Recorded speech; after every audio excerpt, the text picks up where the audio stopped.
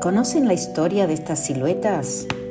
En septiembre de 1983, en el marco de la tercera Marcha de la Resistencia, 3 artistas presentaron una propuesta a las madres de Plaza de Mayo: crear 30.000 imágenes de figuras humanas a tamaño natural para reclamar por los derechos humanos.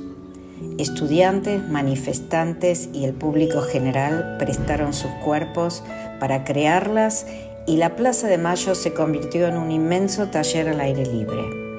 Las siluetas se montaron sobre muros, enrejados, árboles o cualquier otra superficie.